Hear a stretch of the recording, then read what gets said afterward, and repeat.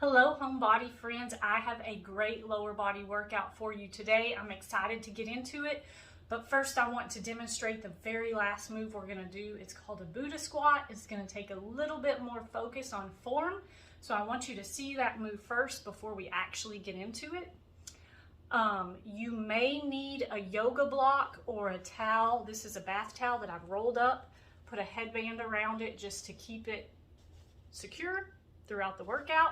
So you can use a bath towel, you can use a yoga block, you can use a firm pillow, whatever you might have to put under your knee if you can't go all the way to the floor with the Buddha squat. So let me show you what that looks like. You're going to start with your feet hip width apart.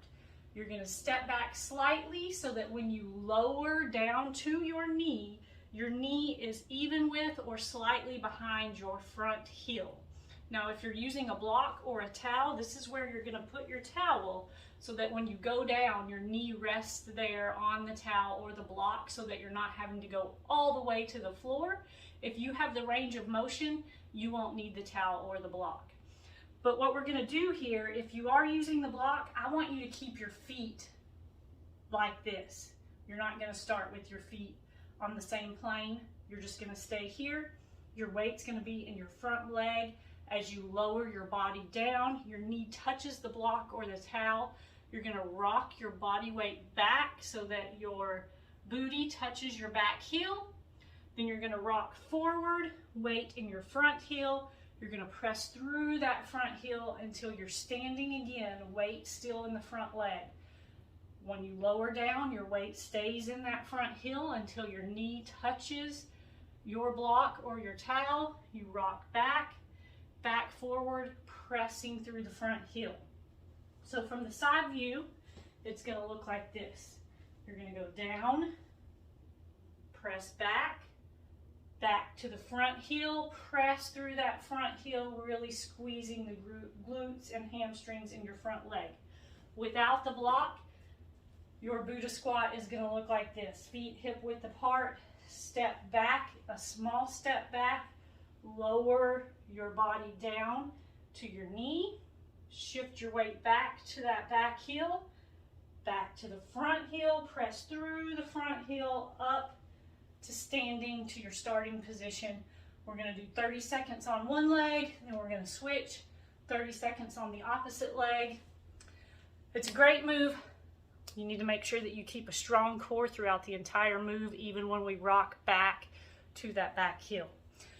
Now, next thing you need to do is hit pause, do a quick warm up, get ready for this lower body workout. I'm going to get the timer started, and we are going to start with our first move, which is a squat to a calf raise.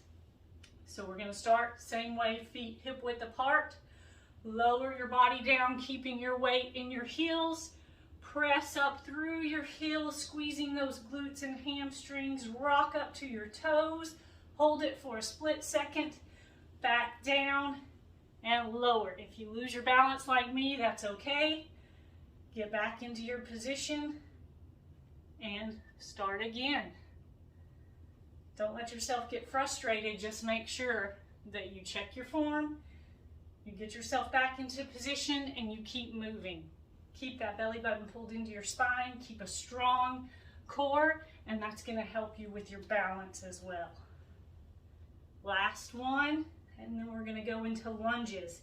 So we're still going to start feet hip width apart on railroad tracks. So as we step forward, we're keeping them hip width apart. You're putting your weight in your front heel, going down, pressing back through your heel to get those feet back parallel. Alternating legs, pressing through our heels as we press back, not through your toes. So it's going to feel, you're going to be using different muscles in your legs if you're pressing through your heel instead of your toes. We don't want to press back with our toes in this particular move because that's not the muscles we're trying to work. We want to work our quads, our glutes, and our hamstrings. We did our calves in the move before, so we're not focused on those for this particular move. You do want to make sure that you're keeping your back flat, your chest up as you step forward and press back. Last one. Okay, now we're gonna move into a sumo squat. So that requires your feet to be wider than hip width, toes pointing out to the corners of the room. You're gonna lower yourself straight down, flat back. You're not leaning forward, your chest is up. Push up through your heels and really squeeze those glutes. Again, we always keep a strong, flat back. I wanna show you this move from the side, just so you can see that I'm sliding down a wall, keeping my back up straight. I'm not leaning forward, holding that belly button into the spine, really pressing up. And if you're ready for a calf raise with this move, you want to slide down the wall, press up, lift up onto your toes, back down, weight in your heels, pressing through your heels. As you get up, you press through your toes. So you can add that calf raise to the end of this move too. It's a really tough one, but it's a really good one. And rest. So now we're going to go into curtsy lunges. Feet hip width apart again. We're going to step back and a little bit across, lowering our knee to the ground, back up together, hip width apart, step back, press forward. So as we step back, we're crossing our foot back behind us. So now we're on the tightrope, back on the railroad tracks. Tightrope, railroad tracks, keeping your weight in your front heel even as you step back in this one. We're really working that front leg. Our back leg is just there for support. You should really feel this one in the outside of your thigh, outside of your glute. Really great move for this. Let's do one more on each side, and then we're going to get into that Buddha squat that we talked about at the beginning. So if you need a block or a towel, go ahead and grab that. 30 seconds on our first leg. Step back slightly, lower till your knee hits the ground or the block. Shift your weight back, shift your weight forward, press through your front heel, step up, feet together, back down.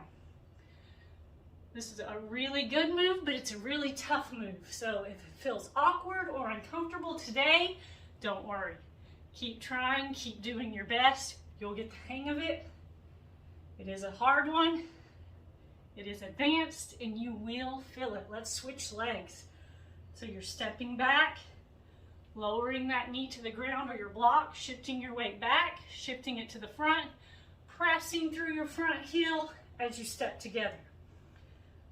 Let's lower, shift back, shift forward, press through your front heel. Now when you shift back onto your back heel, don't shift back so far that you miss that upright position. You don't want to go past the upright position. That's our timer, but I want to show you that one more time just so you'll understand what I'm talking about. When you step back, lower that knee to the ground. When you shift your weight back, we want to stop in the straight up position. We don't want to shift our weight so far back that our body is off balance and we're no longer working those leg muscles and glutes that we want to be working. And that was our lower body workout. I hope you enjoyed it. Please make sure that you do a cool down after this workout. Also know that if you want to stack it with any other home body workout or repeat it directly after this, you are welcome to do that as well. But just don't forget your cool down. Don't forget to drink plenty of water throughout the day and get lots of great rest at night. If you have any questions, I'm always here to help. Looking forward to seeing you next time. Have a great day.